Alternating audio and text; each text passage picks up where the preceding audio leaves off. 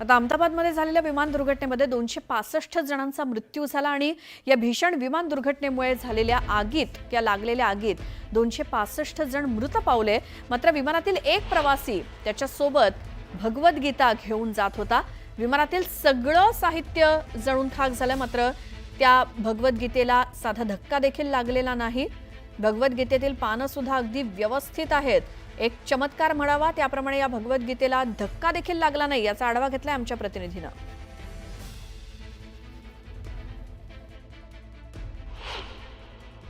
आपको ये यहाँ डेब्री से मिला भगवत गीता? हाँ, यहाँ से ही मिला। यहाँ से मिला? हाँ जी। सब कुछ जल चुका है बट भगवत गीता सेफ है। हाँ जी। आप कहाँ किस संस्था के साथ जुड़े हैं? मैं संस्था के साथ नहीं जुड़ा हूँ। आप सिविलियन सिर्फ वॉलंटियर हूँ मैं। वॉलंटियर? Yes yes. तो आप एक बार और दिखाएंगे? आप ये दिखाएंगे और क्या आप थोड़ा अपना एक्सपीरियंस बताएंगे कब मिला, कितने देर पहले? जी जी, ये मुझको लगभग 15-20 मिनट पहले ही मिला हुआ है। ठीक है, यहाँ पे ही पड़ा मतलब था। करीब 8:30 पौने 9 के आसपास। 15-20 मिनट पहले आप हाँ, समझ सकते हाँ। हो। ठीक है, लेकिन कहने का मतलब ये है कि इतनी गर्मी, मतलब 50,000 से भी ज़्यादा लीटर पेट्रोल्स तो होगा। हाँ। और ये यहाँ पे ब्लास्ट इतना बड़ा हुआ है। हाँ।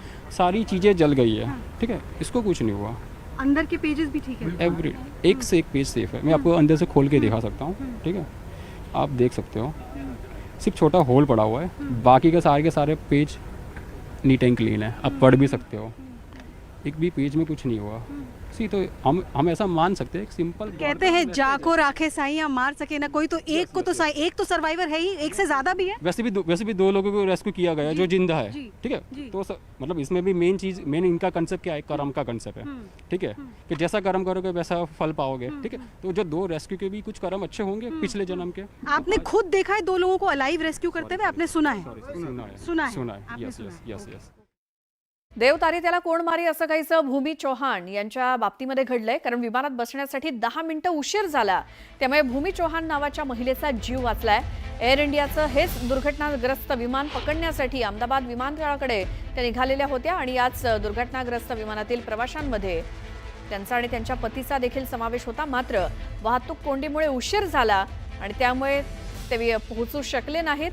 भूमी चौहान 1 महिन्याआधीच भारतामध्ये आल्या होत्या आणि त्या दुर्घटनेनंतर दरम्यान त्या आता आपल्या घरी भरूचला पोहोचलेल्या आहेत। कल जो इंसिडेंट हुआ फ्लाइट क्रैश, उनके यहाँ से हमारे भरूच में भी एक युवती है जो फ्लाइट टाइम से नहीं मिलने के कारण यहाँ पे जिंदा है।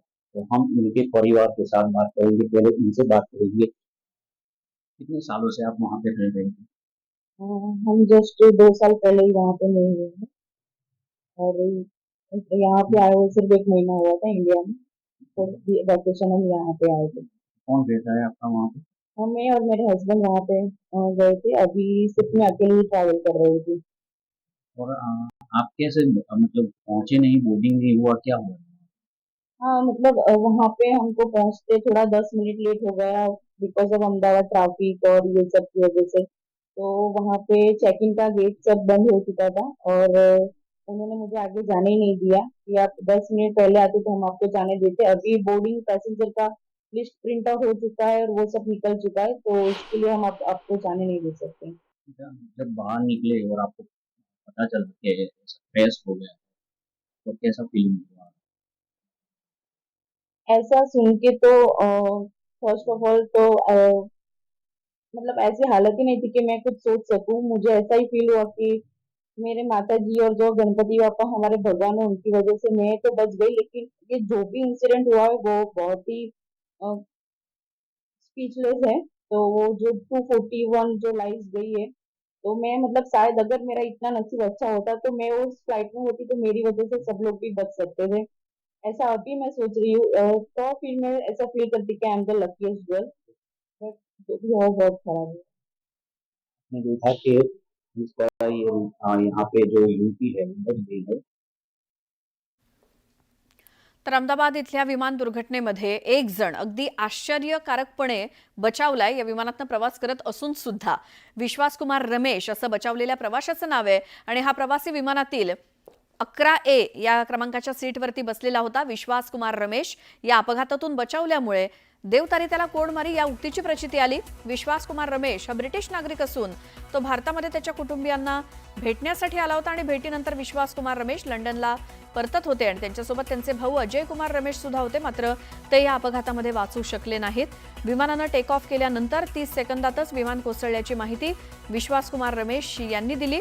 अपघात झाल्यानंतर जेव्हा शुद्धीत आल्यावर आजूबाजूला मृतदेह पडले होते, विमानाचे अवशेष पडले होते अशी माहिती रमेश यांनी दिली. मागील 20 वर्षांपासून लंडनमध्ये वास्तव्यास असलेले रमेश हे बचावलेले एकमेव प्रवासी ठरले. विश्वास कुमार इस समय हमारे साथ हैं. आपको बता दें कि विश्वास कुमार इकलौते ऐसे शख्स हैं जो उस हादसे में जिंदा बचे और ये एक तरीके से चमत्कार है, क्योंकि ऐसे चमत्कार बहुत ही कम देखने को मिलते हैं. प्रधानमंत्री यहाँ पर पहुंचे, विश्वास कुमार से उन्होंने बातचीत की, उनका हालचाल जाना. सर ने पूछा कि कैसे हुआ, तो मैंने उसके बारे में बताया और सब हालचाल पूछा सब. विश्वास, अगर हम जानना चाहें कि आप थोड़ा सा बता पाएं कि ये हादसा कैसे हुआ था, क्योंकि ये एक बड़ा चमत्कार है जिस तरीके से आप वहाँ से इकलौते ऐसे शख्स हैं जो जिंदा बचे. वो मेरे नज़रों के सब सामने हुआ था.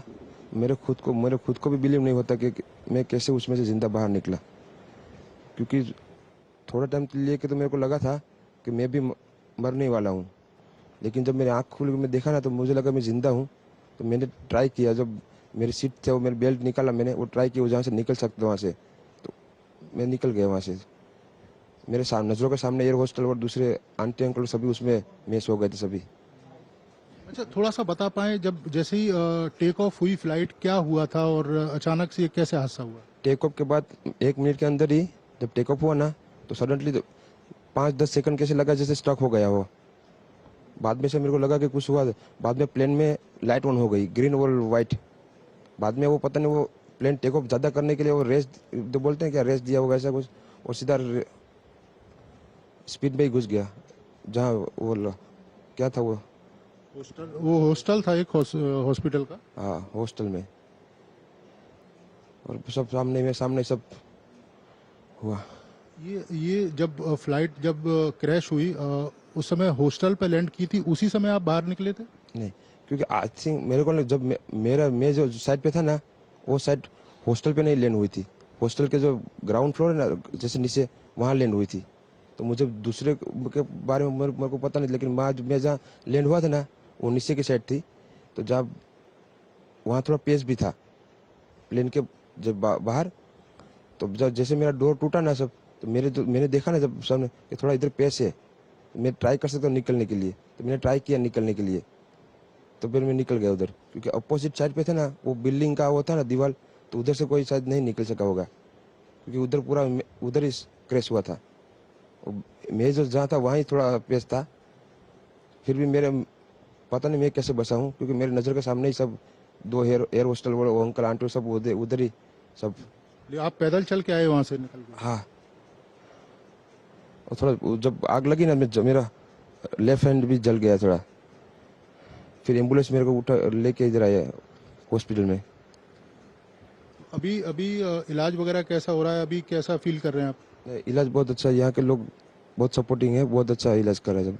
ये आपने देखा विश्वास कुमार, जो इकलौते शख्स थे जो इस हादसे में जिंदा बचे थे. प्रधानमंत्री यहाँ पर पहुंचे घायलों को देखने के लिए, क्योंकि जब हवाई जहाज क्रैश हुआ उसके आसपास भी कई सारे लोग थे जो घायल हुए थे, जिनका इलाज अहमदाबाद के सिविल हॉस्पिटल में चल रहा है. और प्रधानमंत्री ने दिशा निर्देश भी दिए हैं कि इनके इलाज में किसी तरह की कोई कोताही ना बरती जाए और बेहतर से बेहतर इनका इलाज किया जाए. कैमरामैन विनोद ओझा के साथ नीरज सिंह, डीडी न्यूज, अहमदाबाद. तर एअर इंडियाच्या विमानाचे इमर्जन्सी लँडिंग करण्यात आलेलं आहे थायलंडमध्ये, कारण बॉम्ब असल्याची धमकी मिळाली या विमानामध्ये आणि त्यानंतर फुकेतवरनं दिल्लीला जाणारं विमान हे लँड करण्यात आलेलं आहे थायलंडमध्ये. विमानामध्ये 156 प्रवासी प्रवास करत होते. मात्र फुकेतवरनं निघालेलं, दिल्लीसाठी निघालेलं हे विमान ते मात्र इमर्जन्सी लँड करण्यात आलंय थायलंडला, कारण विमानामध्ये बॉम्ब असल्याची धमकी मिळाली आणि त्यामुळे हे पूर्ण विमान इमर्जन्सी लँड करून संपूर्णपणे रिकामं करण्यात आलंय. एअर इंडियाचंच हे विमान होतं. ज्याचं इमर्जन्सी लँडिंग करण्यात आलं. याचं कारण वेगळं आहे, ते म्हणजे विमानामध्ये बॉम्ब असल्याची धमकी मिळाली आहे आणि म्हणून फुकेतवरनं दिल्लीला जाणारं विमान थायलंडमध्ये इमर्जन्सी लँड करावं लागलं. हेच ते विमान आहे, त्याची दृश्य समोर आली आहेत. काही प्रवासी सुद्धा जे बाहेर पडतायत या विमानातनं, कारण याच विमानामध्ये बॉम्ब असल्याची धमकी मिळाल्यानंतर लगेचच फुकेतवरनं दिल्लीला जाण्याऐवजी ते थायलंडला लँड करण्यात आलं. कारण याच विमानामध्ये बॉम्ब असल्याची धमकी मिळाली आणि पुढच्या तपासासाठी हे विमान पूर्णपणे रिकामं करण्यात आलंय आणि त्याआधी ते थायलंडला लँड देखील इमर्जन्सी करण्यात आलं.